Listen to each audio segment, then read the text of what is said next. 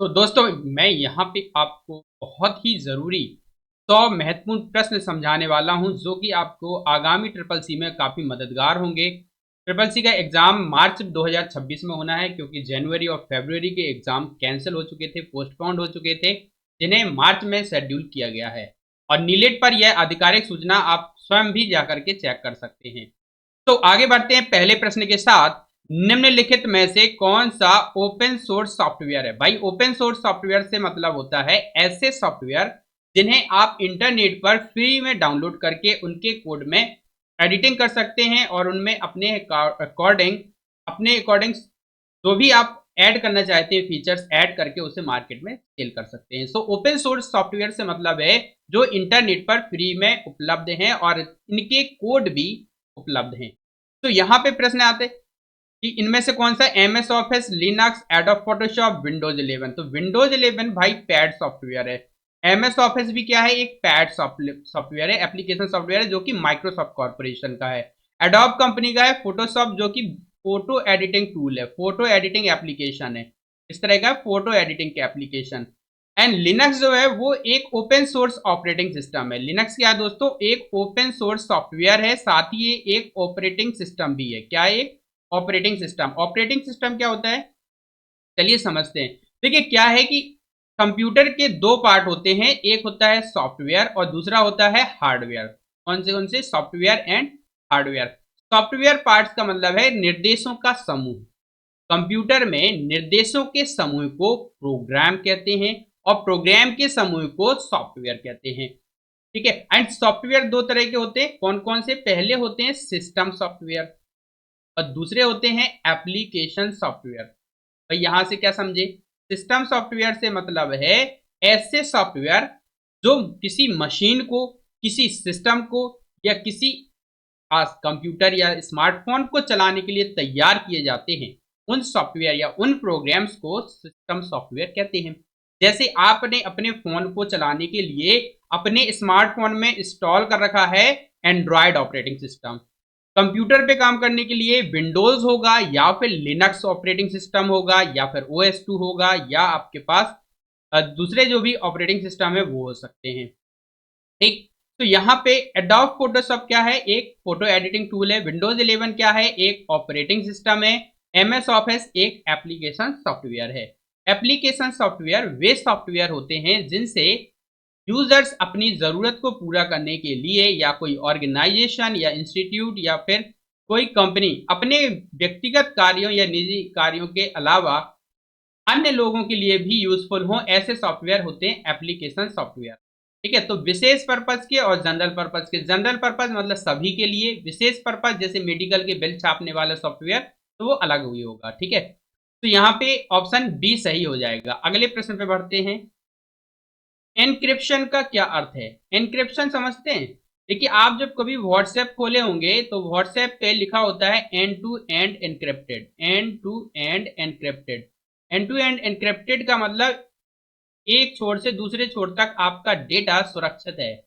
आप जो भी लिख रहे हो, जो भी मैसेज टाइप कर रहे हो, वो थर्ड पर्सन कोई रीड नहीं कर सकता जब तक आप ही उसे ना दिखा दें। यानी कि डिकोड करके नहीं यूज कर पाएगा। ठीक है। डिकोड करके इसको यूज नहीं कर सकता या रीड नहीं कर सकता है। तो यहाँ पे क्या है कि एनक्रिप्शन का अर्थ क्या होगा? डेटा को सुरक्षित कोड में बदलना, डेटा डिलीट करना, डेटा कॉपी करना या हार्डवेयर जोड़ना। तो डेटा को सुरक्षित कोड में बदलना, यहां से आपका जो डेटा है यानी कि जो मैसेज आपने लिखा है उस मैसेज को ये इस तरह से किसी भी फॉर्म में बदल देता है। ठीक है। 1%, तो ये इस तरह के टेक्स्ट मैसेज में बदल देगा जिसे रीड करना आसान नहीं होता। डेटा डिलीट करना, कॉपी करना ये इसके गलत हो जाएंगे, तो पहला विकल्प ही इसका सही है। जितने भी साथी नए जुड़े हैं वो लोग चैनल को सब्सक्राइब जरूर कर लें, वीडियो को कर दें शेयर और अपने दोस्तों को इसे ज्यादा से ज्यादा शेयर करें, अपने दोस्तों तक पहुंचाएं। जो भी छात्र ट्रिपल सी की तैयारी कर रहे हैं उनके लिए ये बहुत ही उपयोगी हो सकता है, तो आप इसे शेयर जरूर करें और साथ ही वीडियो अगर अच्छा लगे तो वीडियो को लाइक जरूर कर दिया करिए। एनी वन किसी का भी वीडियो देख रहे हैं अच्छा लगता है तो लाइक जरूर कर। कंप्यूटर का मस्तिष्क किसे कहते हैं? Brain of computer is called RAM, CPU, hard disk, monitor. बड़ा इजी क्वेश्चन है। अच्छा कुछ लोग कमेंट करते हैं कि सर ये तो पढ़े हुए हैं या बहुत ही आसान प्रश्न हैं, आसान प्रश्न आप बताते हैं। तो देखिए, जब भी कोई पेपर या एग्जाम होता है ना, तो पेपर एग्जाम में आप देखेंगे कि सरल प्रश्न आएंगे, मध्यम स्तर के प्रश्न आएंगे और कठिन स्तर के प्रश्न आएंगे। तो तीनों लेवल के प्रश्न पूछे जाते हैं, यानी कि इजी, मॉडरेट एंड टफ या कॉम्प्लेक्स टाइप के क्वेश्चंस आते हैं। तो तीनों लेवल को यहाँ पे टच करते हैं। तो कंप्यूटर का मस्तिष्क किसे कहते हैं, ये बहुत ही आसान प्रश्न है। इसका जवाब आप लोग कमेंट सेक्शन में जरूर लिखें। RAM, CPU, hard disk, monitor. तो यहाँ पे आपको ध्यान रखना है, कंप्यूटर का मस्तिष्क कौन होता है, सीपीयू। सीपीयू का दोस्तों पूरा नाम जरूर लिखिए, क्या होता है, सेंट्रल प्रोसेसिंग यूनिट। क्या होता है, सेंट्रल प्रोसेसिंग यूनिट। सीपीयू को कंप्यूटर का मस्तिष्क कहा जाता है। कोई भी सिस्टम विभिन्न इकाइयों से मिलकर बना होता है। इसमें कंप्यूटर भी 4 या 5 इकाइयों से मिलकर बना होता है। विशेष रूप से मुख्य रूप से 3 इकाइयां होती हैं। पहली होती है इनपुट, दूसरी होती है प्रोसेस और तीसरी होती है आउटपुट। ठीक है, तो यहाँ पे इनपुट, प्रोसेस, आउटपुट। प्रोसेस के लिए ये जरूरी होते हैं सीपीयू। इनपुट में आप डेटा इन करते हैं, डेटा जो भी है, जो रॉ फैक्ट्स होते हैं, जो भी आप अंक, शब्द, अक्षर, चित्र, चलचित्र, जो भी इनपुट करते हैं वो क्या है, डेटा है। ठीक है, और उसी को प्रोसेस करने के बाद व्यवस्थित कर देने पे जो भी प्राप्त होता है वो इंफॉर्मेशन है। क्या है, इंफॉर्मेशन। ठीक, तो यहाँ पे आईपीओ, इनपुट प्रोसेस आउटपुट को दर्शाता है। और चार्ल्स बेबेज ने यह सिद्धांत दिया था, इसलिए चार्ल्स बेबेज को फादर ऑफ कंप्यूटर कहा जाता है। चार्ल्स बेबेज को क्या कहते हैं, father of computer. Charles Babbage computer के पिता जाने जाते हैं। आईपीयू इनपुट प्रोसेस आउटपुट होता है। ईडीपी इलेक्ट्रॉनिक डेटा प्रोसेसिंग होता है। इलेक्ट्रॉनिक डेटा प्रोसेसिंग का मतलब है, क्योंकि कंप्यूटर एक इलेक्ट्रॉनिक मशीन है, यह यूजर द्वारा इनपुट कराए गए डेटा यानी कि टेक्स्ट, इमेज या फिर कोई ध्वनि, उसको प्रोसेस करता है और उसे आउटपुट के रूप में प्रदान करता है। सीपीयू के कुछ भाग होते हैं। सीपीयू के मुख्य भाग कौन कौन से होते हैं भाई, सीपीयू के 3 मुख्य भाग हैं, एएलयू, एमयू और सीयू। कौन कौन से हैं, एएलयू, सीयू और एमयू। जहां पे ALU stands for arithmetic logical unit, गणित एवं तार्किक क्रियाएं करने के लिए, गणितीय एवं तार्किक क्रियाएं करने के लिए उपयोग में लाया जाता है एएलयू, अरिथमेटिक लॉजिकल यूनिट होता है। सीयू का पूरा नाम होता है कंट्रोल यूनिट। कंट्रोल यूनिट यानी कि नियंत्रण इकाई। कंट्रोल यूनिट का मतलब नियंत्रण इकाई। यह सॉफ्टवेयर और हार्डवेयर पार्ट्स को नियंत्रित करता है। एमयू में आते हैं आपके registers and cache. Registers and cache, तो यह आपका मेमोरी यूनिट होता है जो डेटा प्रबंधन का कार्य करता है। एक बाइट बराबर है, अभी मैंने जस्ट आपको समझाया मेमोरी। मेमोरी यूनिट में मेमोरी के अंतर्गत रजिस्टर एंड कैशे रहते हैं। इसके अलावा मेमोरी क्या है, मेमोरी डेटा को स्टोर करने के लिए एक जगह कह सकते हो या फिर कोई स्पेस कह सकते हो। कंप्यूटर में प्रयोग किए जाने वाला वह स्पेस जिसमें कोई डेटा या इंफॉर्मेशन को आप सुरक्षित रखते हैं। ठीक है, किस रूप में रहता है भाई, एनर्जी के रूप में, यानी इलेक्ट्रिसिटी के रूप में, 0 और 1 के रूप में। 0 या 1 के रूप में होता है। 0 जहां पे ऑफ की स्थिति को दर्शाता है, 1 वहीं ऑन स्थिति को दर्शाता है। ठीक है, सो मेमोरी क्या है, कंप्यूटर का वह स्पेस जहां पे डेटा या सूचना को सुरक्षित रखा जाता है। इसको मापने के लिए इकाई का प्रयोग करते हैं जिसे मेमोरी मापन इकाई कहते हैं। और कंप्यूटर केवल 0 और 1 की लैंग्वेज को समझता है, तो इसे बिट कहते हैं। क्या कहते हैं, बिट। बिट का मतलब होता है बाइनरी डिजिट। Binary digit. अब बाइनरी डिजिट 0 और 1 है, दो हैं। 0 ऑफ को दर्शाता है, 1 ऑन को दर्शाता है। बाइनरी डिजिट का जो आधार है दोस्तों वो क्या है, 2 है, यानी 2। नंबर सिस्टम में दशमलव संख्या प्रणाली आता है, ऑक्टल संख्या प्रणाली, बाइनरी नंबर सिस्टम और हेक्साडेसिमल नंबर सिस्टम। तो दशमलव संख्या प्रणाली में 10 आधार रहता है, ऑक्टल में 8 रहेगा और हेक्साडेसिमल में, हेक्साडेसिमल में आधार जो रहता है वह 16 होता है। क्लियर। एक बिट 0 या 1 हो सकती है। अब इसी तरह के जब 8 बिट मिलते हैं दोस्तों तो ये बनाते हैं एक बाइट। क्या बनाते हैं? एक बाइट बनाते हैं। और प्रश्न क्या किया गया है? एक बाइट बराबर है क्या है? 8 बिट के। क्या उत्तर हो जाएगा? 8 बिट। 4 बिट्स के सेट्स को कहते हैं निबल। क्या कहते हैं? निबल। 4 बिट्स का सेट कहलाता है निबल। 16 बिट्स, 32 बिट्स, 64 बिट, तो ये पूरा 2 पावर 10 तक यूनिट कन्वर्ट हो जाती है। यानी 2 पावर 10 में यूनिट कन्वर्ट हो जाएगी। तो 2 power 10 equal to 1024 bytes equal to 1 kilobyte. 1 KB, 1 KB के बराबर हो जाता है 1024 बाइट। इसी तरह से अब आप बदलते जाइए। 1024 किलोबाइट बराबर 1 मेगाबाइट हो जाएगा। ठीक है। एंड इसी तरह से 1024 मेगाबाइट बराबर 1 GB, 1024 GB यानी गीगाबाइट बराबर 1 GB यानी टेराबाइट। तो पेटा जेट जेटा जेटाबाइट, ये आगे आपको बढ़ते चले जाएंगे। फिलहाल के लिए आपको याद रखना है 1 बाइट बराबर है 8 बिट के। कौन सा इनपुट डिवाइस है? Printer, monitor, keyboard, speaker. यहाँ पे 4 ऑप्शन दिए हैं, जल्दी से बता दीजिए। बहुत ही आसान सा प्रश्न है। कंप्यूटर के हार्डवेयर को, कंप्यूटर के 2 भाग होते हैं, पहले ही बताया मैंने आपको। पहला होता है कंप्यूटर हार्डवेयर एंड दूसरा है कंप्यूटर सॉफ्टवेयर। तो सॉफ्टवेयर पे अभी चर्चा हो गई। कंप्यूटर हार्डवेयर क्या है? कंप्यूटर के सभी भौतिक उपकरण। कौन से दोस्तों? भौतिक उपकरण जिन्हें आप छू सकते हैं, देख सकते हैं, और जो यांत्रिक, इलेक्ट्रॉनिक या या इलेक्ट्रॉनिक उपकरणों के बने होते हैं उनको कहते हैं हार्डवेयर। तो यहाँ पे कंप्यूटर हार्डवेयर को 4 इकाइयों में बांट सकते हैं। Input devices. इनपुट डिवाइसेस वे उपकरण या डिवाइसेस जिनसे हम डेटा को इनपुट करते हैं, कंप्यूटर में भेजते हैं। दूसरा होगा प्रोसेसिंग डिवाइसेस, प्रोसेसिंग डिवाइसेस जैसे CPU। तीसरा हो जाएगा आउटपुट डिवाइसेस, और चौथा हो जाएगा स्टोरेज डिवाइसेस या मेमोरी स्टोरेज डिवाइसेस। एंड इसके अलावा आप अदर कैटेगरी में रख सकते हैं जितने भी केबल्स हैं, कैबिनेट है, नट बोल्ट्स इत्यादि। ठीक है। तो ये सारी चीजें रहेंगी। इसके अंतर्गत आप यूपीएस एसएमपीएस को भी रख सकते हैं। UPS SMPS. UPS stand for uninterrupted power supply. SMPS होता है स्विच मोड पावर सप्लाई। तो यहाँ पे इनपुट डिवाइस की बात कर रहे हैं, गलत ही समझ। कीबोर्ड यहाँ पे इनपुट डिवाइस है। प्रिंटर, मॉनिटर और स्पीकर तीनों ही आउटपुट डिवाइस हैं। तीनों कैसे हैं? आउटपुट डिवाइस हैं।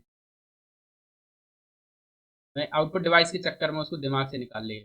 चलिए ध्यान रखिए, कौन सा इनपुट डिवाइस से पूछा गया है। तो यहाँ पे क्या है? कीबोर्ड एक इनपुट डिवाइस है, जबकि प्रिंटर, मॉनिटर, स्पीकर ये आउटपुट डिवाइस है। कीबोर्ड के अलावा mouse, touch screen, joystick, OMR, OCR, mic, microphone जो होता है, वो सभी क्या है? इनपुट डिवाइस है। कैमरा है, कैमरा में डिजिटल कैमरा, वेब कैमरा, ये सब आपके इनपुट डिवाइसेस हैं। ठीक है। और आउटपुट डिवाइस में प्रिंटर, मॉनिटर, स्पीकर, प्लॉटर, ये आपके कैसे हैं? Output device. विंडोज एक क्या है? Windows is a application, operating system, browser या डिवाइस। तो विंडोज क्या है? पहले भी ये डिस्कस किया गया था, एक ऑपरेटिंग सिस्टम है। विंडोज क्या है? एक ऑपरेटिंग सिस्टम है। नेक्स्ट क्वेश्चन पे बढ़ते हैं। कंट्रोल प्लस सी का उपयोग किस लिए होता है? आप लोग कमेंट में जल्दी से बता दीजिए, कंट्रोल प्लस सी का उपयोग किस लिए होता है? कंट्रोल प्लस सी। कट के लिए शॉर्टकट होता है कंट्रोल एक्स। क्या होता है? Control x. पेस्ट के लिए शॉर्टकट होता है कंट्रोल प्लस वी। सेव के लिए होता है कंट्रोल प्लस एस। अब आपका बचा क्या? कॉपी। तो कॉपी के लिए ऑप्शन क्या रहता है? कंट्रोल प्लस सी। तो आप स्क्रीनशॉट ले लें या फिर इसे सुरक्षित रखें। शॉर्टकट्स क्या होते हैं? कीबोर्ड में अगर आप जल्दी काम करना चाहते हैं, कोई एक्सेस करना चाहते हैं, तो उसको कीबोर्ड शॉर्टकट्स बोलते हैं। और कीबोर्ड शॉर्टकट्स के अंतर्गत बहुत सारे शॉर्टकट्स आते हैं, जैसे कि कंट्रोल ए से आप क्या करते हैं? सिलेक्ट ऑल करते हैं। कंट्रोल प्लस बी का उपयोग करते हैं, कंट्रोल बी का यूज करते हैं बोल्ड करने के लिए। जो सिलेक्टेड टेक्स्ट होता है उसको आप बोल्ड कर सकते हैं। कंट्रोल प्लस सी का लिखा हुआ है कंट्रोल सी से कॉपी करते हैं। कंट्रोल प्लस डी का उपयोग डिलीट करने के लिए कर सकते हो आप, या फिल डाउन के लिए करते हैं फिल डाउन एक्सेल में। कंट्रोल प्लस ई का उपयोग करते हैं सेंटर पे लाने के लिए, centre alignment. Control plus F find and replace, find के लिए, और एच का प्रयोग करते हैं रिप्लेस के लिए। www का पूर्ण रूप क्या है? Full form of www, world wide web, web world wide, या वर्ल्ड वेब वे, या वाइड वर्ल्ड वेब। तो यहाँ पे www का पूर्ण रूप होता है दोस्तों वर्ल्ड वाइड वेब। क्या होता है? World wide web. World wide web को इंटरनेट भी कहा जाता है भाई। इंटरनेट परिभाषा क्या देंगे आप? विश्व भर में आपस में जुड़े हुए कंप्यूटर्स का समूह या network, network of networks, network of network. अब जिससे काम क्या करते हो भाई? नेटवर्क का काम क्या है? डेटा एवं सूचनाओं को आदान प्रदान करना और संसाधनों का साझा करना। संसाधन यानी जैसे कोई बहुत महंगा प्रिंटर है, उसको आप 10-15 कंप्यूटर्स के माध्यम से उपयोग में लाना चाहते हैं, तो आपको नेटवर्क से जुड़ना होगा। और इसी नेटवर्क को आप विदेशों में तक या दूसरे शहरों तक ले जाना चाहते हैं, तो आपको इंटरनेट से जुड़ना होगा। तो www क्या है? इंटरनेट है। इंटरनेट, www का पूरा नाम वर्ल्ड वाइड वेब होता है। नेटवर्क के टाइप की बात करें तो नेटवर्क 3 रूप से होते हैं। पहला है लैन, लोकल एरिया नेटवर्क, दूसरा है man, metropolitan area network, and तीसरा है वाइड एरिया नेटवर्क। लैन का पूर्ण रूप क्या है? लैन का पूरा नाम अभी आपको बताया है, लोकल एरिया नेटवर्क। क्या होता है? Local area network. IP address का उपयोग किस लिए होता है दोस्तों? आईपी एड्रेस, हर मशीन का अपना एक पहचान संख्या होता है जिसको उसको आईपी एड्रेस बोलते हैं। आईपी का मतलब है इंटरनेट, या यहाँ पे देखिए आईपी एड्रेस का उपयोग पूछा गया है, ठीक ना, ध्यान रखिएगा। आईपी का मतलब क्या है? Internet protocol. क्या है? Internet protocol. और इंटरनेट प्रोटोकॉल एड्रेस, अब सभी डिवाइसेस का जो आप इंटरनेट से एक्सेस करने वाले हैं उनका अपना एक आईपी एड्रेस होता है। जैसे आपका फोन है, या फिर स्मार्टफोन है, या फिर आपका कंप्यूटर डिवाइस है, तो उसका खुद का आईपी एड्रेस होगा। यहाँ तक कि वेब कैमरा है तो उसका भी अपना आईपी एड्रेस होता है। तो ये क्या है? आइडेंटिफाई करता है कंप्यूटर। क्या करता है? आइडेंटिफाई करता है कंप्यूटर। यहाँ कुछ टाइमलाइन दी है सूचना प्रौद्योगिकी के विकास से जुड़ी हुई। 1837 में चार्ल्स बेबेज ने एनालिटिकल इंजन का डिजाइन किया था, और चार्ल्स बेबेज को कंप्यूटर का जनक माना जाता है। 1940 में एनिएक आया, जो कि पहला सामान्य उद्देश्य का जनरल पर्पस का इलेक्ट्रॉनिक डिजिटल कंप्यूटर था। अगर पूछा जाता है पहला general purpose electronic digital computer कौन सा है, तो आप 1946 में बने एनिएक को टिक कर देंगे। आर्पानेट से इंटरनेट की शुरुआत हुई। आर्पानेट अमेरिका यूएसए द्वारा खुफिया एजेंसी के माध्यम से बनाया गया नेटवर्क है, जिसमें वो अपने आर्मी के कैंडिडेट्स को आपस में नेटवर्क से जोड़ते थे। इसे ARPANET advance research project agency द्वारा तैयार किया गया था, नेटवर्क कहा जाता है। और ये 1969 में आम लोगों के लिए ओपन किया गया, यानी आम जन सेवा के लिए उपयोग किए जाने लगा। 1981 में IBM international business machine, IBM का पूरा नाम क्या है? इंटरनेशनल बिजनेस मशीन, ने पहला पर्सनल कंप्यूटर पेश किया। 1991 में वर्ल्ड वाइड वेब यानी www को सार्वजनिक रूप से उपलब्ध हुआ, और यहां से इंटरनेट की बेहतर रूप में शुरुआत हुई, और फिर गूगल वगैरह सब आने लगे, ठीक ना। 2010 से 2026 तक क्लाउड कंप्यूटिंग का टाइमलाइन कहा गया। एआई, आर्टिफिशियल इंटेलिजेंस और क्वांटम कंप्यूटिंग का युग माना जाता है, और यहीं से आपके 5th जनरेशन, 5वीं पीढ़ी का विकास क्रम है 1991 से। 1992 के बाद से जितना भी समय काल है वो आपका 5वीं पीढ़ी में आता है, जबकि कंप्यूटर में विभिन्न प्रकार की क्लाउड कंप्यूटिंग, आर्टिफिशियल इंटेलिजेंस यानी कृत्रिम बुद्धिमत्ता, क्वांटम कंप्यूटिंग यानी कि क्वांटम कंप्यूटर के द्वारा किए जाने वाला गणनाएं, इस युग का शुरुआत हुई। कुछ प्रतीक चिन्ह हैं जो पूछे जा सकते हैं, जैसे ये सिंबल किस चीज को दर्शाता है, तो आपको बताना है ये सिक्योरिटी यानी सुरक्षा का प्रतीक है। यहाँ पे ये क्लाउड का इस तरह से आया होगा, बना हुआ चित्र, तो ये जो क्लाउड के लिए है बादलों जैसा चित्र आएगा, वो क्या है? क्लाउड को दर्शाता है। यह एक गूगल ड्राइव या क्लाउड के रूप में हो सकता है, और यह इंटरनेट पर डेटा स्टोर करता है। इसी को आप क्लाउड कंप्यूटिंग से जोड़ते हैं। क्लाउड कंप्यूटिंग का मतलब है क्लाउड कंप्यूटिंग नहीं, सॉरी, क्लाउड स्टोरेज आप कह सकते हैं, ठीक है, cloud storage.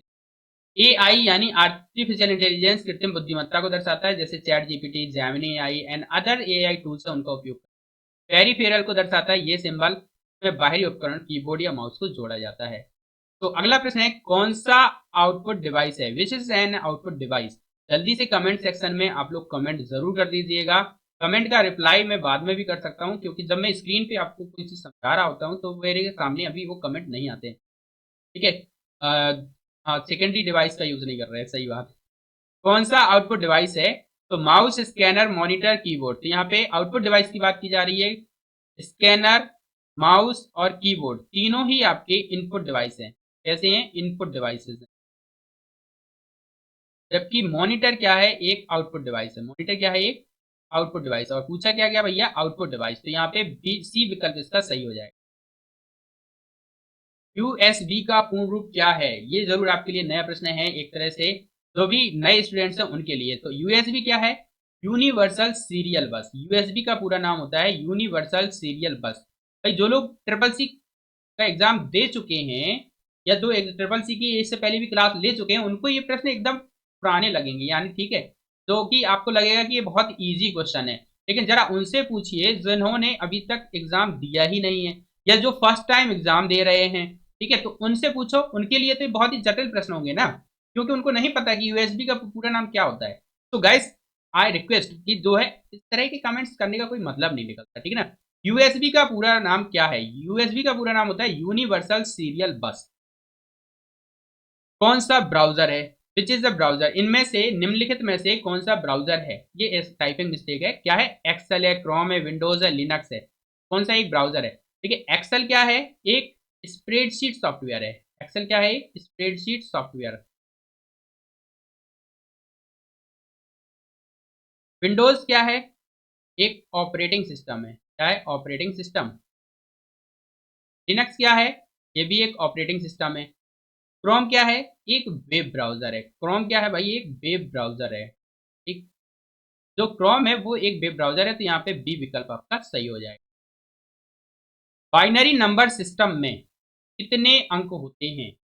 How many number digits in binary number system. तो यहाँ पे आपका पहले ही बताया मैंने, नंबर सिस्टम की बात करें तो गणितीय क्रियाओं को करने के लिए हमें अंकों का उपयोग करना होता है, और ये नंबर सिस्टम को फॉलो करते हैं। जिस सिस्टम को हम जनरली यूज करते हैं वो कहलाता है डेसिमल नंबर सिस्टम। क्या कहलाता है? Decimal number system. Decimal number system. Decimal number system में 0, 1, 2, 3, 4, 5, 6, 7, 8, 9 कुल 10 डिजिट होते हैं। कितने डिजिट होते हैं भाई? 10 डिजिट। दूसरा आता है binary number system. Binary number system में 2 डिजिट होते हैं। कौन कौन से? 0 और 1। एंड इसके बाद आपके आएंगे ऑक्टल नंबर सिस्टम। क्या रहेगा? ऑक्टल नंबर सिस्टम में 8 डिजिट होते हैं। कितने डिजिट होते हैं? 8 डिजिट। 0, 1, 2, 3, 4, 5, 6 एंड 7। ठीक, एंड इसके बाद आएगा hexadecimal number system. Hexadecimal number system में कुल 16 डिजिट होते हैं। कितने होते हैं? 16 डिजिट। में 0 to 9 10 डिजिट, और A B C D E and F ये 6 में करेक्टर रहते हैं। सो ये है नंबर सिस्टम। तो यहाँ पे विकल्प कौन सा सही हो जाएगा? कमेंट में बताइए। सी नंबर 2। F5 कुंजी का उपयोग होता है। F5 की इज यूज्ड फॉर सेव करने के लिए, रिफ्रेश करने के लिए, या डिलीट करने के लिए, या प्रिंट करने के लिए। इसलिए यूज करते हैं भाई, कीबोर्ड पे जो शॉर्टकट की है उसका उपयोग आप F5 यानी रिफ्रेश करने के लिए ये करते हैं। F5 का उपयोग करते हैं रिफ्रेश करने के लिए। यहाँ पे ई विकल्प सही है। सेव का शॉर्टकट की क्या है? Control S. क्या है? Control S. डिलीट का कंट्रोल डी से आप डिलीट कर सकते हैं, या अल्ट डी से, जैसे टैली में अल्ट डी से करते हैं। प्रिंट का कंट्रोल प्लस पी।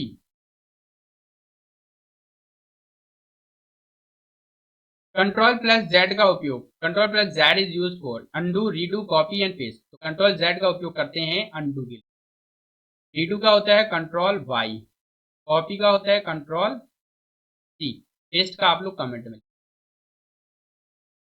लिखिएगा, पेस्ट एंड शॉर्टकट।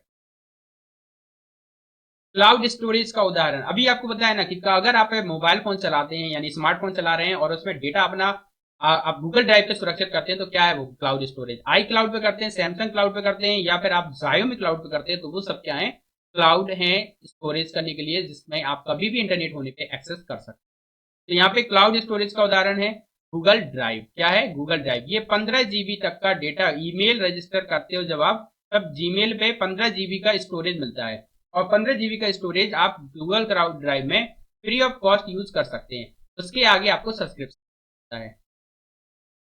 ये तीनों ही पेंट, कैलकुलेटर और नोटपैड विंडोज के एसेसरीज प्रोग्राम है। Windows accessories programme.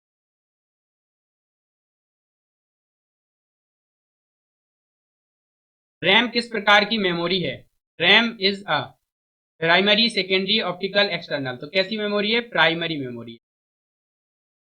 मेमोरी की बात कर लेते हैं। कंप्यूटर में डेटा स्टोरेज करने के लिए स्पेस या इलेक्ट्रॉनिक उपकरण जहां आप डेटा को सुरक्षित रखते हैं, जैसे कि से दो भागों में बांटते हैं, प्राइमरी या इंटरनल मेमोरी, प्राइमरी और इंटरनल मेमोरी।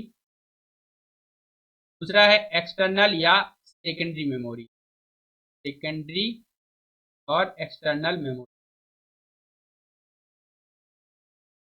प्राइमरी मेमोरी के अंतर्गत आते हैं आपके cache memory,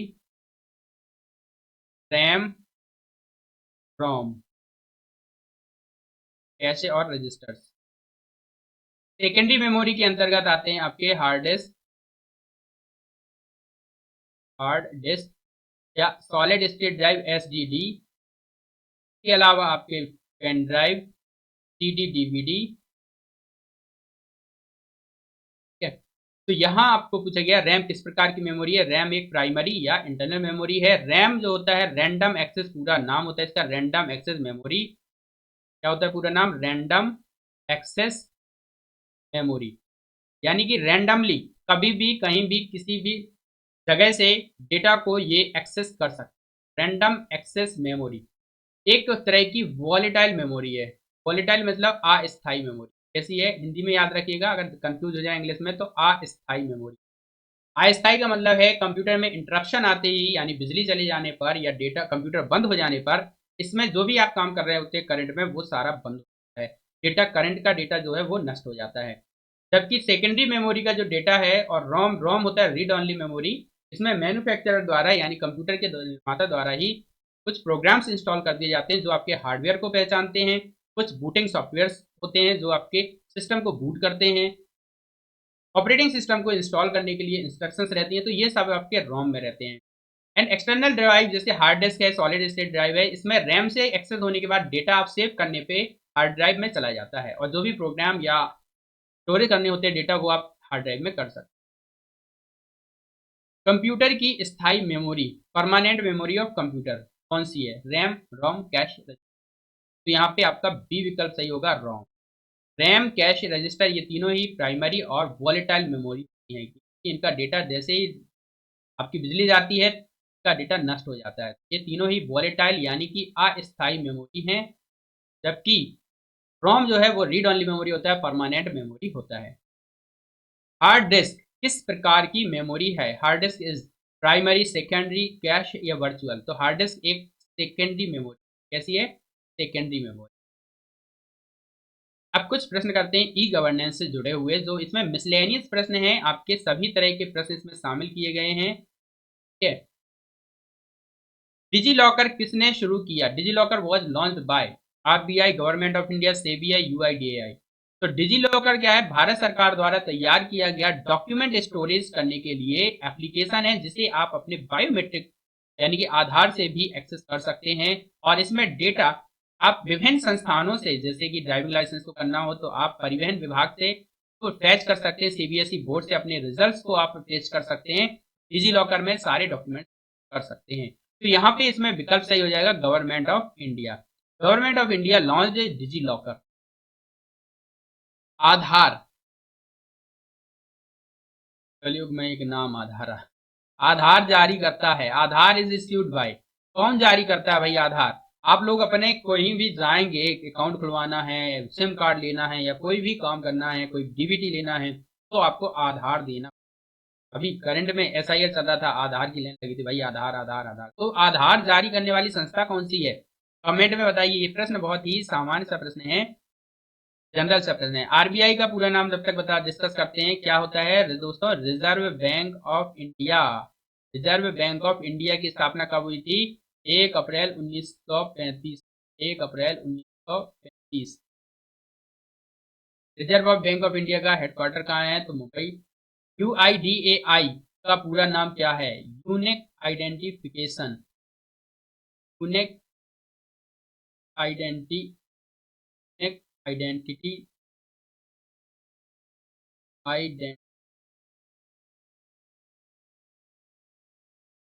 authority of India. ID identity का है। एनपीसीआई एसबीआई का पूरा नाम क्या है? State bank of India. State bank of. NPCI का पूरा नाम होता है national payment corporation of India. National payment. अरे उत्तर अभी नहीं दिया मैंने भाई, उत्तर आपको देना है, उत्तर बताना। पेमेंट कॉरपोरेशन ऑफ इंडिया, सही चिन्ह लगा दिया। तो ठीक है, कॉरपोरेशन ऑफ इंडिया। अब आपको सही विकल्प चुनना है। आधार जारी करता है, आधार इज इश्यूड बाय। इसको आधार जारी करता है, कौन आधार जारी करता है भाई? देखो चारों संस्था के पूरे नाम दे दिए। रिजर्व बैंक ऑफ इंडिया, ये क्या है? बैंक है, बैंकों का बैंक है भाई, रिजर्व बैंक ऑफ इंडिया। ठीक है, तो ये तो आधार बनाएगा नहीं। आप देखो शुरू में ही जब आप वेबसाइट खोलते हो, आधार को बनाने के लिए अपना स्थान परिवर्तन करना है, एड्रेस बदलना है या अपडेट करना है, तो आपको साइट कौन सी चलानी होती है? UIDAI.gov.in। ठीक है, .gov.in, यानी कि आधार किस कहां से बनता है? UIDAI से। Unique identification authority of India ही आधार को जारी करता है, तो इसका बी विकल्प सही होगा, BUIDAI। यहाँ बाई मिस्टेक लगा था, वो अलग था एनपीसीआई को समझाने के लिए। National payment corporation of India, NPCI जारी करता है आपका UPI. UPI unified payment interface होता है, जैसे कि भीम, भीम ऐप या वो जितने भी वॉलेट ऐप हैं, इलेक्ट्रॉनिक पे करने वाले ऐप हैं, वो आपका एनपीसीआई द्वारा जारी होता है। यूपीआई को कौन संचालित करता है? UPI manage by. देखो अभी यही चीज बताई थी, आरबीआई, एनपीसीआई, एसबीआई या यूआईडीआई। तो यहाँ पे उत्तर क्या हो जाएगा? NPCI, national payment corporation India managed UPI, unified payment interface. ठीक है। उमंग ऐप किससे संबंधित है? Umang app is related to. Umang app भैया क्या है कि भारत सरकार द्वारा सेवाएं जो भी दी जाती हैं उनके लिए ये ऐप तैयार किया गया है। गवर्नमेंट सर्विसेज के लिए उपयोग में लाया जाता है उमंग ऐप। इस ऐप को डाउनलोड करके आप विभिन्न सरकारी योजनाओं का लाभ ले सकते हैं, उनको समय समय पर चेक कर सकते हैं, देख सकते हैं। CSC का पूर्ण रूप है। भाई आप जाते हो कोई काम करवाने, खसरा खतौनी बनवाने, आय जाति निवास बनवाने, या कोई भी काम आपको करवाना होता है, तो पास के कॉमन सर्विस सेंटर जाते हैं। कहाँ जाते हैं? Common service centre. ठीक है, सिटीजन सिस्टम सेंटर नहीं होता है, कंप्यूटर सर्विस सेंटर नहीं होता है, क्या होता है? कॉमन सर्विस सेंटर होता है, या फिर इसे कह सकते हो citizen service centre. Citizen service centre.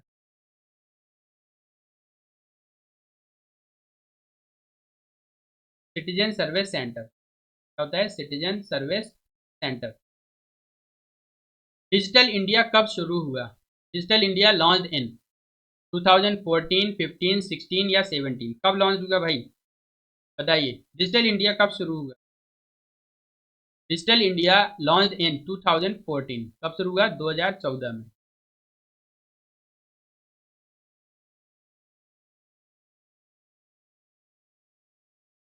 GST portal किसका उदाहरण है? GST portal e commerce, e governance, social media या बैंकिंग? तो जीएसटी पोर्टल जीएसटी निर्धारण के लिए या जीएसटी फॉर्म्स को सबमिट करने या जीएसटी वसूलने के लिए उपयोग में लाया जाने वाला पोर्टल है, जहां से आप इनकम टैक्स वगैरह को भी फिल कर सकते हैं, जीएसटी को आप सरकार को पे कर सकते हैं। तो यहाँ पे इसका सही विकल्प कौन सा होगा? E governance. ई गवर्नेंस का पोर्टल है, उदाहरण है जीएसटी पोर्टल। अगले प्रश्न पे बढ़ते हैं। भीम ऐप किससे संबंधित है? भीम app is related to.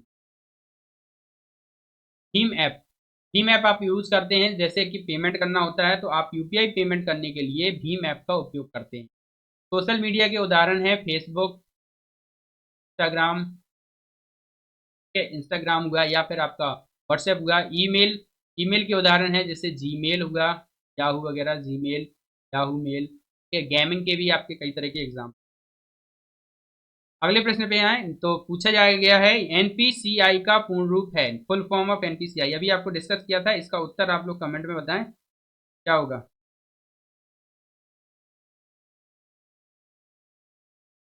NPCI का पूर्ण रूप एग्जैक्टली पहला विकल्प सही है, national payments corporation of India. NPCI का पूरा नाम होता है national payments corporation of India.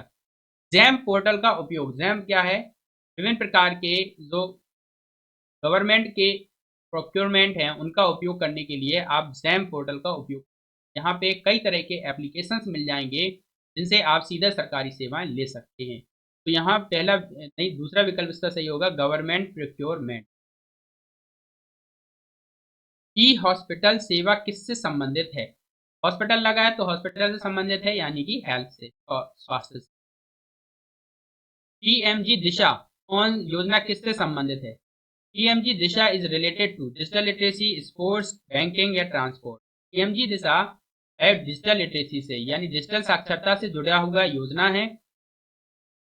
Online RTI filing किसका उदाहरण है, ऑनलाइन अगर आप आरटीआई फाइल करते हैं तो वो भी एक तरह का ई गवर्नेंस का एग्जाम्पल है, का भी विकल्प बी सही होगा, e governance. Next is E district सेवा क्या प्रदान करती है, ई डिस्ट्रिक्ट सेवा आपके सर्टिफिकेट्स हुए जैसे कि आय जाति निवास हुआ तो वो आपको ई डिस्ट्रिक्ट सेवा के जरिए प्राप्त हो जाते हैं। कचरा खतौनी भी आप यहाँ से ले सकते हैं, सीएससी सर्टिफिकेट भी आपको ई डिस्ट्रिक्ट से प्राप्त होता है। यूआईडीएआई किसे प्रबंधित करता है, यूआईडीएआई मैनेज पैन, आधार, जीएसटी, वोटर आईडी। तो किसको मैनेज करता है, ये आधार को मैनेज करता है, मैनेज करता है आधार को। ई कॉमर्स, ई कॉमर्स किस प्रकार की वेबसाइट है, social media, e commerce, banking या गवर्नमेंट। ई कॉमर्स किस प्रकार की वेबसाइट है, तो ये एक तरह की ई कॉमर्स वेबसाइट है। कैसी है, एक ई कॉमर्स वेबसाइट है।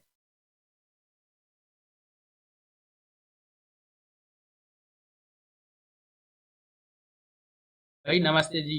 और यहाँ पे आप लोग ऑनलाइन क्लास में शामिल हैं, ये बहुत ही अच्छा लगता है। मैं कमेंट के रिप्लाई नहीं कर पाता हूँ क्योंकि अभी एक साथ दो स्क्रीन जो चलानी है तो वो दूसरा स्क्रीन मेरा ओपन नहीं है, यानी कि जो स्मार्टफोन है उस पर इंटरनेट एक्सेस हो पाने में दिक्कत हो रही है। तो नेक्स्ट क्वेश्चन इज, अगला प्रश्न समझते हैं, बी टू बी का अर्थ है, B to B means business to business, buyer to business, business to buyer या नन। बी टू बी यानी कि ये देखिए दो तीन तरह के प्रश्न आते हैं इसमें, एक प्रश्न जरूर पूछ लिया जाता है बी टू सी क्या है, बी टू बी क्या है ना, बी टू बी क्या है या जी टू सी क्या है, ये आपको समझना जरूरी है।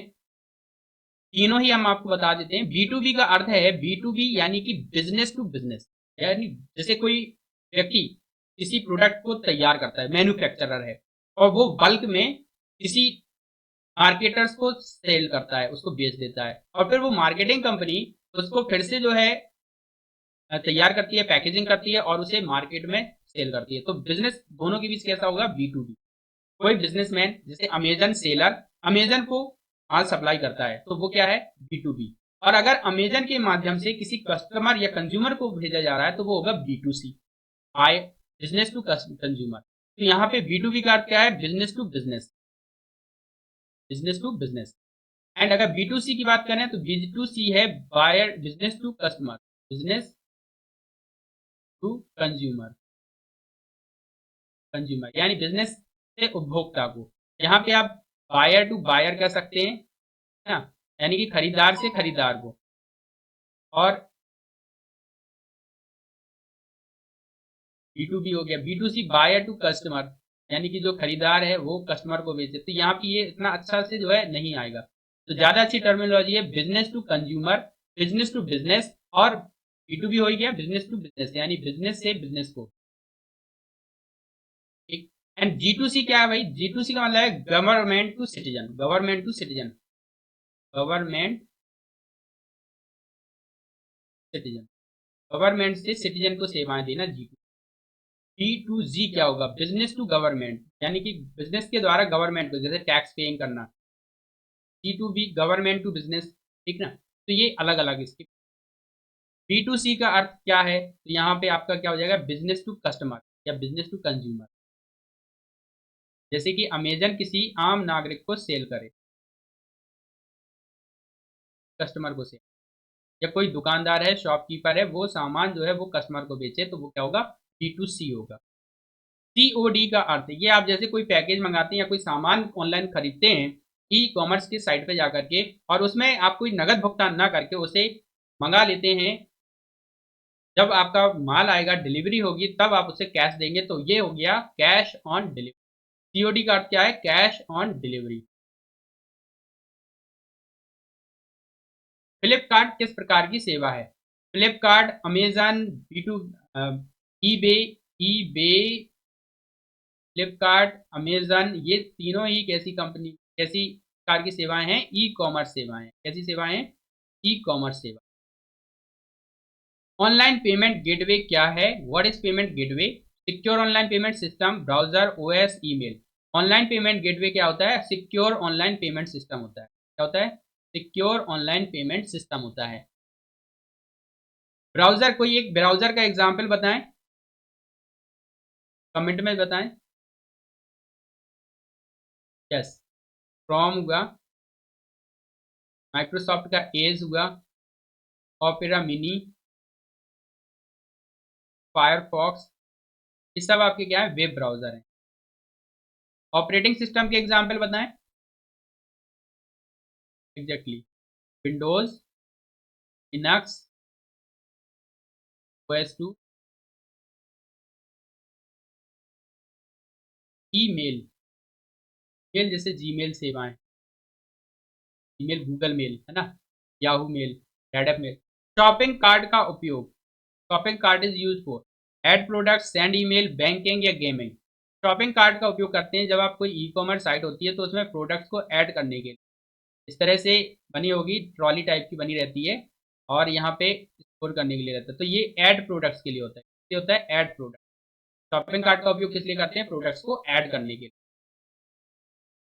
डिजिटल रिसीट किसमें मिलता है? अगर आप कोई सामान खरीदते हैं और डिजिटल रिसीट चाहिए होती है तो कहाँ पे मिलता है?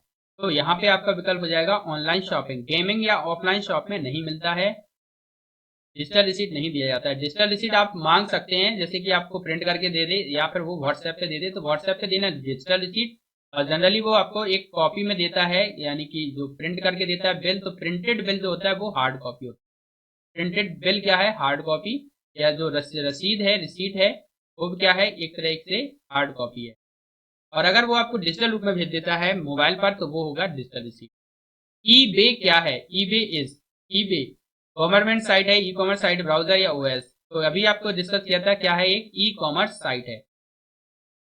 SSL का उपयोग किस लिए होता है? जब आप कोई वेबसाइट को उपयोग में लाते हैं या वेबसाइट तैयार करते हैं और वेबसाइट को लॉन्च करना होता है डोमेन के साथ में, तो डोमेन में जैसे HTTPS रहता है तो ये प्रोटोकॉल है, ठीक ना। और प्रोटोकॉल को सिक्योर बनाने के लिए, यानी एस ये लाइन वेबसाइट पे प्रदर्शित हो तो इसके लिए लेना होता है SSL, ठीक। तो secure, safe and secure license का उपयोग किया जाता है वेबसाइट की सिक्योरिटी प्रदान करने के लिए। यहाँ पे सिक्योरिटी इसका सही विकल्प होगा। साइबर सिक्योरिटी से जुड़े हुए 15 क्वेश्चन रखे हैं। वायरस क्या है? हार्डवेयर, मैलिशियस सॉफ्टवेयर, ब्राउजर या ऐप? वायरस एक तरह का वैलेसियस सॉफ्टवेयर होता है जो कैंसर की तरह सेल्फ रिप्लिकेटेड होता है और अपने आप डिजाइन करके नए प्रोग्राम को जनरेट करता है और आपके सॉफ्टवेयर या हार्डवेयर को नुकसान पहुंचाता है, ठीक है। डेटा चोरी करने के लिए भी उपयोग किया जाता है। तो यहाँ पे वायरस क्या है? मैलिशियस सॉफ्टवेयर है। एंटीवायरस का उपयोग, antivirus is use for protect system, print file, edit photo या गेमिंग। एंटीवायरस का उपयोग किया जाता है आपके सिस्टम को या डेटा को सुरक्षित करने के लिए। तो प्रोटेक्ट सिस्टम यहाँ पे सही विकल्प होगा। मैं जल्दी जल्दी आपको पूरे 100 क्वेश्चन दे देता हूँ। फिशिंग क्या है? फिशिंग मतलब डेटा को चोरी करने के लिए या किसी पे मेल कर देना, ईमेल भेजना, जिससे कि कोई उस मेल को ओपन करे और ओपन करने पे उसका जो डेटा है, वांछित डेटा, वो हैक हो जाए, चोरी कर लिया जाए। तो यहाँ पे एक तरह से फ्रॉड ईमेल अटैक अगर करना है तो वो फिशिंग कहलाता है। इस पर्पज क्या रहता है इसका? डेटा को चोरी करना। To steal information hackers use process that is called phishing. Clear? तो फ्रॉड ईमेल अटैक यहाँ पे सही विकल्प होगा। फिशिंग गेम मतलब मछली का गेम तो वो नहीं है। ओटीपी का पूर्ण रूप, ओटीपी आपके पास आता है और आप कई लोगों को बताते भी हैं। पहली बात तो ये प्रिकॉशंस रखें कि कभी भी किसी का ओटीपी आप बताने से पहले ये सुनिश्चित कर लें कि किस लिए ओटीपी बताया जा रहा है या वो ओटीपी आया किस लिए। और किसे आप बता रहे हो वो भी, ठीक है। तो ओटीपी होता है वन टाइम पासवर्ड। क्या होता है? One time password. और ये बहुत ही सुरक्षित होना चाहिए, इसलिए आप बताने से पहले इसे सुरक्षित कर लें कि जिसे बता रहे हो किस उद्देश्य से बता रहे हैं। फायरवॉल क्या करता है? Firewall does protect network, edit file, print, delete. Firewall एक सिक्योरिटी लेयर होता है जो आपके सिस्टम को किसी नेटवर्क में जुड़ने वाले दूसरे सिस्टम से आने वाले डेटा से सुरक्षित बनाता है। तो फायरवॉल क्या है? एक तरह का एप्लीकेशन या कोई हार्डवेयर डिवाइस जो आपको नेटवर्क में दूसरे जुड़े हुए सिस्टम से डेटा या इंफॉर्मेशन को जब आपके सिस्टम पे भेजा जाता है तो उसको ये चेक करता है और इस सिस्टम को सुरक्षित बनाता है। तो क्या करता है? प्रोटेक्ट करता है नेटवर्क। प्रोटेक्ट नेटवर्क का सही विकल्प। स्ट्रॉन्ग पासवर्ड में क्या होना चाहिए? भाई अगर आप कोई स्ट्रॉन्ग पासवर्ड बनाते हो बैंकिंग के ट्रांजेक्शन के लिए तो आपको ध्यान रखना है कि स्ट्रॉन्ग पासवर्ड में लेटर्स हों, नंबर्स हों, सिंबल्स हों। जैसे नाम @ 1 2 3 4 5, ये भी आपका ज़्यादा सिक्योर नहीं, सिक्योर है। अगर आप इसको और ज़्यादा करते हैं, यस 10% 1%, ये ज़्यादा सिक्योर पासवर्ड हो। तो लेटर्स हों, नंबर्स हों, सिंबल्स हों। रैनसमवेयर क्या है? रैनसमवेयर एक ऐसा वायरस है जो आपके डेटा को लॉक कर देता है। इसके अलावा ये डेटा को चोरी करने या डेटा को हटाने या उसको नुकसान पहुंचाने के लिए उपयोग में लाया जाता है। तो वायरस दैट लॉक्स डेटा, ये वायरस है एक तरह का। Two factor authentication, 2FA means, ये पूछा जाने वाला प्रश्न है, ये आपको जरूर पूछा जा सकता है, इसको इम्पोर्टेंट रहेगा ये प्रश्न भैया। ये प्रश्न आपके आगामी प्रश्न में पूछा जा सकता है। टू फैक्टर ऑथेंटिकेशन क्या है? इस पे बहुत जोर चल रहा है। तो क्या है, जैसे आप गूगल वगैरह पे आप अपना अकाउंट बनाए होंगे तो उसमें भी 2FA मांगा गया होगा, जिसमें आपको एक तो चाहिए होगा पासवर्ड। पासवर्ड के अलावा आप ओटीपी मंगा सकते हैं या फिर गूगल ऑथेंटिकेटर का यूज कर सकते हैं। गूगल ऑथेंटिकेटर, ठीक है। तो यहाँ पे ये एक्स्ट्रा सिक्योरिटी के लिए यूज होता है और ये 2 पासवर्ड्स होता है, ठीक। Double email none, extra security layer, तो ये एक्स्ट्रा सिक्योरिटी लेयर भी होता है। 2 पासवर्ड्स होते हैं, इसमें 2 पासवर्ड की जरूरत होती है, एक तो पासवर्ड, दूसरा ओटीपी या गूगल ऑथेंटिकेटर का, ठीक है। मालवेयर का अर्थ है, मालवेयर का अर्थ क्या है? Malicious software. क्या होता है? Malicious software. HTTPS का अर्थ है, HTTPS मतलब hyper text transfer protocol secure. तो यहाँ पे सिक्योर वेबसाइट। डेटा बैकअप क्यों जरूरी है? Why backup important? Data safety के लिए, गेमिंग के लिए, प्रिंटिंग के लिए, नन। तो डेटा बैकअप जब आप अपना फोन पे व्हाट्सएप चला रहे होते हैं या फिर ईमेल खोल रहे होते हैं तो इस पे उसका हर सप्ताह या हर माह आप उसका बैकअप लेके रख लेते हैं। इसलिए रख लेते हैं भाई, ये इसलिए कि ताकि आपका जो डेटा है वो सुरक्षित बने। तो डेटा सेफ्टी इसका सही विकल्प। 5 ईयर क्या है? 5 year is spy tool, malware, app या ब्राउजर। तो ये तीनों ही गलत है। क्या रहेगा? Spy tool. आई थिंक जितने भी पीपीटी बनाई है वो पूरे ही क्वेश्चन में ए सेट कर दिया। साइबर बुलिंग क्या है? Cyber bullying means online harassment, gaming, email, banking. Cyber bullying क्या है कि ऑनलाइन अगर आप किसी को अभद्र व्यवहार करते हैं, टिप्पणी करते हैं, कमेंट करते हैं, हैशटैग लगा के कुछ गलत लिखते हैं तो वो एक तरह का हेरेसमेंट कहलाता है और इसे ऑनलाइन हेरेसमेंट यानी साइबर बुलिंग कहते हैं। तो किसी को भी गाली न दें, एटिकेट रहें, नेटिकेट का उपयोग करें, यानी आदर्श वाक्यों का और आदर्श रूप में आप किसी को संदेश भेजें या प्राप्त करें या उन्हें लिखें, किसी को गाली गलौज ना दें, ना ही किसी पर अभद्र टिप्पणी करें। VPN का उपयोग किस लिए होता है? VPN stands for virtual private network. क्या होता है इसका पूरा नाम? Virtual private network. जब आप एक फोन को दूसरे फोन से सुरक्षित बनाना चाहते हैं तो आप VPN का उपयोग कर सकते हैं, यानी किसी अदर कंट्री में जाकर नेटवर्क आप यूज करके डेटा को एक्सेस करना चाहते हैं तो VPN का उपयोग। तो यहाँ पे ये क्या करता है? सिक्योर करता है कनेक्शन। जैसे आप अपनी वेबसाइट को सुरक्षित करना चाहते हैं तो आप उसे किसी होस्टिंगर अकाउंट पे सुरक्षित करेंगे, वो भी एक तरह से VPN का उपयोग करता है। नेक्स्ट इज बायोमेट्रिक सिक्योरिटी का उदाहरण है। Example of biometric: password, fingerprint, OTP, pin. Pin होता है personal identification number, personal identification number. और डाकघर में होता है पोस्टल इंडेक्स नंबर। ये भी ध्यान रखिएगा। डाकघर में इसका पूरा नाम होता है पोस्टल इंडेक्स नंबर। एक ओटीपी का पूरा नाम होता है one time password. One time password. Fingerprint आप लगाते हो तो ये बीएफडी के अंतर्गत आता है। BFD biometric finger detection. Biometric finger detection का एग्जाम्पल है फिंगरप्रिंट। तो बायोमेट्रिक सिक्योरिटी का एग्जाम्पल भी क्या है? Finger. Digital banking and financial tool से क्वेश्चन हैं। यूपीआई का उपयोग किस लिए किया जाता है? तो यहाँ पे विकल्प बी इसका सही हो जाएगा, इंस्टेंट पेमेंट के लिए। एटीएम का पूरा नाम क्या है? जल्दी से बता दीजिए आप लोग कमेंट में, कमेंट करिए एटीएम का पूरा नाम। बहुत उपयोग करते हैं, बहुत ज्यादा पैसा निकालते हैं एटीएम से, है ना। एटीएम का पूरा नाम होता है दोस्तों ऑटोमेटेड टेलर मशीन। क्या होता है? Automated teller machine. टेलर यहाँ पे क्या है भाई? टेलर, वो टेलर अलग होता है, उसका होता है TAILOR, टेलर मतलब दर्जी। लेकिन यहाँ पे क्या है? टेलर का मतलब है बताने वाला, यानी बैंक का वह कर्मचारी, बैंक का कर्मचारी तो लेन देन करता है। क्या करता है? ट्रांजेक्शन करता है, कैश का ट्रांजेक्शन करता है, वो होता है टेलर। तो ऑटोमेटेड टेलर मशीन यहाँ पे एटीएम का पूरा नाम होता है। एनईएफटी, बैंक में आप नगद भुगतान के अलावा अगर ऑनलाइन मनी ट्रांसफर कर रहे हैं, ऑनलाइन मनी ट्रांसफर की दो तीन प्रोसेस हैं, इनमें से एक है एनईएफटी, एक है RTGS real time gross settlement, दूसरा है NEFT national electronic fund transfer, और तीसरा होता है आईएमपीएस इमीडिएट पेमेंट सिस्टम। तीनों ही आप समझ लीजिए ऑनलाइन ट्रांजेक्शन करने के लिए, पैसा इधर से उधर भेजने के लिए इन तीनों पद्धतियों का उपयोग किया जाता है, सिस्टम का यूज किया जाता है। RTGS real time gross settlement, जिसमें आप 2.5 लाख से ऊपर का नगद भुगतान सीधा रियल टाइम में किसी से भेज सकते हैं। एनईएफटी में आप 2 से 1 रुपए से भी शुरू कर सकते हैं, तो इसे 2 से 2.5 लाख तक का जो ट्रांजेक्शन है वो आप एनईएफटी के जरिए कर सकते हैं। इसे बोलते हैं national electronic fund transfer. IMPS stand for immediate payment system. ₹1 से लेकर के आप आराम से जो लिमिट होते हैं डे लिमिट उधर तक 40-50 हज़ार तक आईएमपीएस कर सकते हैं। इस पर शुरुआत में कोई चार्जेस नहीं होता है, लेकिन अगर ऊपर ज्यादा लिमिट से करते हैं तो चार्जेस लगता है। एनईएफटी में चार्जेस लगता है हल्का सा, आरटीजीएस में भी चार्जेस लगता है।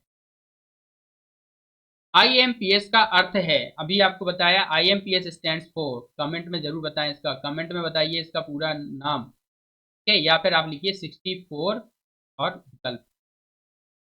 आरटीजीएस का अर्थ, इसका भी आप कमेंट में बताएं, ABCD कुछ भी, ठीक है। रूपे क्या है? RuPay is card payment network, browser, OS, email. RuPay एक तरह का कार्ड पेमेंट नेटवर्क है, जैसे आपका मैस्ट्रो या फिर मेस्ट्रो या ये आपके कार्ड पेमेंट नेटवर्क है।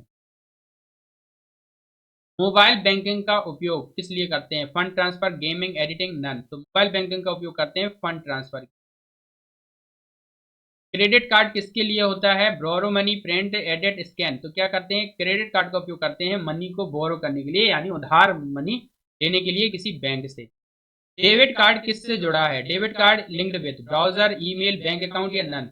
तो डेबिट कार्ड जो है वो किससे जुड़ा होता है? आपका बैंक अकाउंट से जुड़ा होता है, बैंक अकाउंट। भीम ऐप किस पर आधारित है? भीम app is based on OS, email, UPI, browser. Bhim app जो है वो यूनिफाइड पेमेंट इंटरफेस पर आधारित है, पर आधारित है, unified payment interface. OS operating system होता है तो उस पर नहीं है। एनपीसीआई किससे संबंधित है? National payment corporation of India संबंधित है पेमेंट से, भुगतान करने से। ई वॉलेट उदाहरण है, example of e wallet, crypto, from, Windows, Amazon पे। तो ई वॉलेट का उदाहरण है अमेजन पे। क्यूआर कोड किस लिए होता है भाई? क्यूआर कोड का मतलब ही होता है quick response code. Quick response code. QR code का उपयोग आप किस लिए करते हैं? Editing, printing, none. तो यहाँ पे पेमेंट है। नेट बैंकिंग क्या है? Net banking is online banking, gaming, editing या नन। तो नेट बैंकिंग एक तरह की ऑनलाइन बैंकिंग, क्या है? Online banking. एईपीएस का अर्थ क्या है? ये आपके लिए नया प्रश्न है एक तरह से भाई। जब आप आधार इनेबल्ड पेमेंट सिस्टम होता है, ये आधार इनेबल्ड पेमेंट सिस्टम, इसको कहते हैं आधार इनेबल्ड पेमेंट सिस्टम। AEPS एक तरह की आधार इनेबल्ड पेमेंट सिस्टम सेवा है जिसके माध्यम से आप BFD यानी बायोमेट्रिक फिंगर डिटेक्शन के जरिए भुगतान करते हैं, यानी कि आप अंगूठा लगा करके अपने अंगूठे को पहचान के रूप में उपयोग करके अंगूठे को लगा करके आप पेमेंट निकाल सकते हैं। ठीक है। लिब्रे ऑफिस राइटर का उपयोग किस लिए किया जाता है? डॉक्यूमेंट के लिए, स्प्रेडशीट, प्रेजेंटेशन या डेटाबेस के लिए। लिब्रे ऑफिस राइटर एक वर्ड प्रोसेसिंग सॉफ्टवेयर है। ऐसा है वर्ड प्रोसेसिंग सॉफ्टवेयर, जैसे आपका MS वर्ड है, MS वर्ड की तरह होता है आपका लिब्रे ऑफिस राइटर। इसका एक्सटेंशन नेम पूछा जाता है, एक्सटेंशन नेम पूछ लिया जाता है तो एक्सटेंशन नेम याद रखें क्या है? .odt। क्या है इसका? .odt। इसका पूरा नाम होता है ओपन डॉक्यूमेंट टेक्स्ट। ठीक है। और स्प्रेडशीट का जो है वो है कैल्क है, तो MS एक्सेल की तरह होता है और इसका एक्सटेंशन होता है open document spreadsheet .ods। Presentation होता है पावर पॉइंट की तरह से इम्प्रेस के नाम से जाना जाता है और ये होता है .odp open document presentation. Database का DB रहता है डेटाबेस के लिए, और यहाँ पे DB या इसमें कहेंगे लिब्रे ऑफिस DBase। ठीक है। तो यहाँ पे आपको ध्यान रखना है इसका उपयोग क्या है लिब्रे ऑफिस राइटर का डॉक्यूमेंट के लिए। लिब्रे ऑफिस कैल्क का उपयोग किस लिए होता है? तो यह एक तरह का स्प्रेडशीट सॉफ्टवेयर है दोस्तों। कैसा सॉफ्टवेयर है? स्प्रेडशीट सॉफ्टवेयर है। स्प्रेडशीट क्या होती है? स्प्रेडशीट कॉलम और रो में बटी हुई एक बड़ी सी शीट होती है जिसमें डेटा को आप व्यवस्थित करके ऑर्गेनाइज करते हैं, से मैनेज करते हैं और उस पर कई तरह की मैनिपुलेशन यानी कि क्रियाएं करते हैं। तो ये जो कॉलम, दो हॉरिजॉन्टल रो के बीच की जो जगह है उसको बोलते हैं आप रो। क्या बोलते हैं? रो। और दो वर्टिकल लाइंस होती हैं उनको बोला जाता है कॉलम। क्या बोलते हैं? कॉलम बोलते हैं। और इन कॉलम और रो के इंटरसेक्शन से बनता है सेल।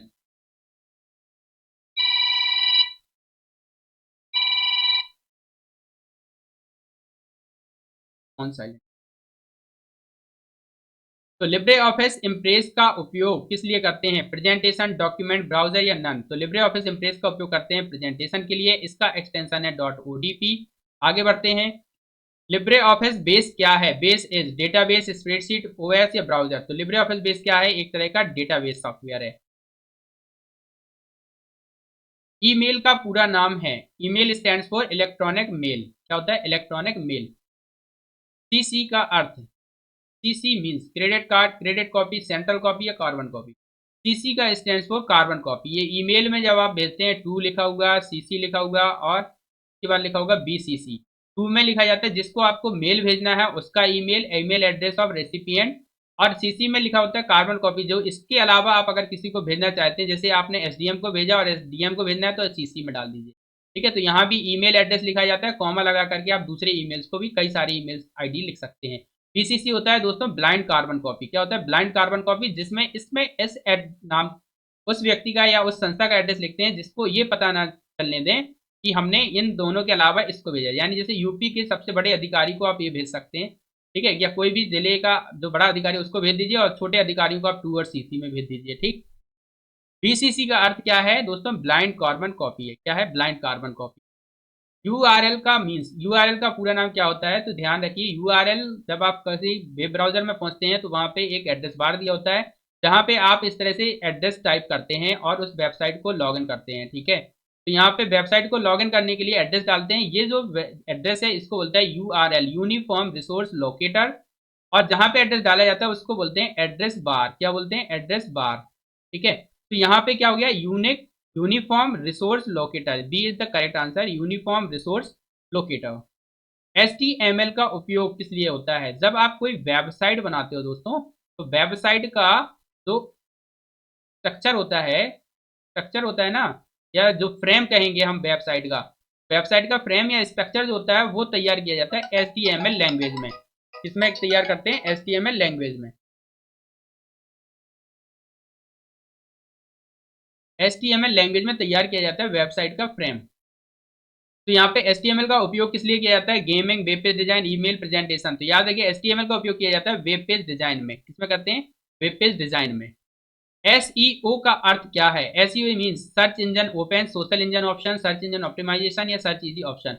देखिए यूट्यूब वगैरह पे जब आपको अपनी पोस्ट वायरल करनी होती है या फिर आप गूगल पे आपको अपनी पोस्ट रैंक करानी होती है तो आपको करना होता है एसईओ। इसे बोलते हैं सर्च इंजन ऑप्टिमाइजेशन। क्या होता है? सर्च इंजन ऑप्टिमाइजेशन, जिससे आप कोई कीवर्ड डाल करके उसे सर्च इंजन पे सर्च कर सकते हैं। एआई का अर्थ क्या है? Artificial intelligence. AI stands for artificial intelligence, यानी हिंदी में कह सकते हो कृत्रिम बुद्धिमत्ता। मशीन लर्निंग क्या है? मशीन लर्निंग का मतलब है कि मशीन आपके द्वारा समझ रही है, यानी कि आप डेटा देंगे, मशीन उसे समझेगी, फिर मशीन नई चीजें बनाएगी। तो मशीन लर्निंग एक तरह का एआई ब्रांच है। क्या है? AI branch. क्लाउड कंप्यूटिंग क्या है? आपको बताया था ना कि ऑनलाइन अगर आप स्टोर करते हैं, जैसे जीमेल, गूगल ड्राइव पे या सैमसंग ड्राइव हुआ, तो स्टोर करने के लिए आप क्लाउड कंप्यूटिंग का उपयोग करते हैं। तो ऑनलाइन स्टोरेज या सर्विस होता है वो क्लाउड कंप्यूटिंग। डेटा साइंस किससे संबंधित है? भाई डेटा साइंस संबंधित है कंप्यूटर, गेम, एनिमेशन, ईमेल या डेटा एनालिसिस। तो डेटा साइंस संबंधित है डेटा एनालिसिस से, जिसके अंतर्गत आप मशीन लर्निंग, डेटा लर्निंग ये सब करते हैं। तो डेटा एनालिसिस डेटा साइंस से संबंधित। ब्लॉकचेन का उपयोग किस लिए करते हैं? तो कई तरह के कंप्यूटर्स क्वांटम टेक्नोलॉजी से एक दूसरे से ऐसे जुड़े होते हैं कि किसी दूसरे सिस्टम को ये पता नहीं होता कि इस सिस्टम में डेटा कहाँ पे सुरक्षित है। तो ये एक तरह का सिक्योर ट्रांजेक्शन के लिए उपयोग में लाया जाता है। तो ये क्या है? सिक्योर ट्रांजेक्शन के लिए उपयोग होता है ब्लॉकचेन टेक्नोलॉजी। सोशल मीडिया का उदाहरण है भैया फेसबुक, व्हाट्सएप, इंस्टाग्राम है ऑल ऑफ दी अबव। तो भाई फेसबुक, व्हाट्सएप, इंस्टाग्राम सभी क्या है? सोशल मीडिया है। तो ये ऑल ऑफ दी अबव इसका सही विकल्प होगा। इंस्टाग्राम क्या है? इंस्टाग्राम, भाई इंस्टाग्राम क्या है? OS, social media, browser, email. तो अभी आपको बताया ना, तो ये क्या है? सोशल मीडिया है। अगर आपसे पूछा जाता है ट्विटर क्या है? ट्विटर या एक्स है, वर्तमान में एक्स है, क्या है? तो ये एक तरह का माइक्रो ब्लॉगिंग साइट है। क्या है? माइक्रो ब्लॉगिंग साइट है। ठीक है। अगला प्रश्न है हैशटैग का उपयोग। Hashtag use for viral, print, delete या टू सर्च पर्टिकुलर टॉपिक। तो किसी टॉपिक को ज्यादा जो वायरल हो रखा है उसको वायरल करने के लिए या सर्च करने के लिए हैशटैग लगाया जाता है। तो हैशटैग होता है सिमिलर टॉपिक्स के लिए। इसके लिए होता है सिमिलर टॉपिक्स को गैदर करने के लिए या कलेक्ट करने के लिए। ब्लॉग क्या है? Video, browser, email, online article. अगर आप ऑनलाइन कोई आर्टिकल लिखते हैं इंटरनेट पर, जैसे हमारी एक साइट है https yourhelp.in, इस पर जाकर के आप मेरे ब्लॉग देख सकते हैं जो एजुकेशनल हैं। आपके ट्रिपल सी के एग्जाम से कई तरह के क्वेश्चंस और लेख लिखे गए हैं, उनको आप पढ़ सकते हैं ऑनलाइन जाकर के। yourhelp.in पर विजिट जरूर करें। यहाँ पे आप ऑनलाइन टेस्ट भी दे करके अपने नॉलेज को चेक कर सकते हैं। ठीक है। तो ऑनलाइन आर्टिकल है ब्लॉग। डोमेन नेम उदाहरण है। एग्जाम्पल ऑफ डोमेन नेम, यहाँ पे देखिए 192.168.1.1 सी ड्राइव, नान या योर हेल्प डॉट इन। तो क्या है? डोमेन नेम उदाहरण है एक तरह से योर हेल्प डॉट इन, जबकि ये आईपी एड्रेस का उदाहरण है। आईपी एड्रेस का एग्जाम्पल है 199.168.1.3 आईपी एड्रेस का एग्जाम्पल है। ये गूगल ड्राइव का एग्जाम्पल है कंप्यूटर। ठीक है। एफटीपी का अर्थ है, एफटीपी भाई एचटीटीपीएस क्या होता है? एचटीटीपी का मतलब है hyper text transfer protocol. FTP का अर्थ क्या है? File transfer protocol. क्या होता है? File transfer protocol.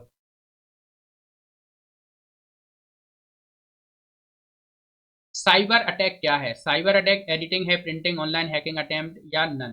तो ऑनलाइन कोई हैकिंग करने का अटेम्प्ट करता है उसको साइबर अटैक बोला, यानी कोशिश करता है ऑनलाइन अटैक करने की। ठीक ना। डिजिटल सिग्नेचर का उपयोग किस लिए करते हैं? भाई कोई डॉक्यूमेंट है उसको ऑथेंटिकेट करने के लिए आप डिजिटल सिग्नेचर का उपयोग करते हैं। क्या विकल्प सही होगा इसमें? D, authentic. कैप्चा का उपयोग किस लिए किया जाता है? Captcha use for image creation, print, delete, verify human. तो जब आप कोई फॉर्म वगैरह फिल करते हैं या किसी साइट पे जाकर के विजिट करते हैं तो वहां पे कैप्चा पूछा जाता है कि वेरीफाई करो, वेरीफाई ह्यूमन। तो वेरीफाई यू आर या ह्यूमन, इसके लिए आपको कैप्चा आएगा लिखा हुआ तरह से, कैपिटल लेटर स्मॉल आएंगे, कुछ आरे तिरछे अक्षर लिखे होते हैं, इसको कैप्चा बोलते हैं। तो ये किस लिए होता है?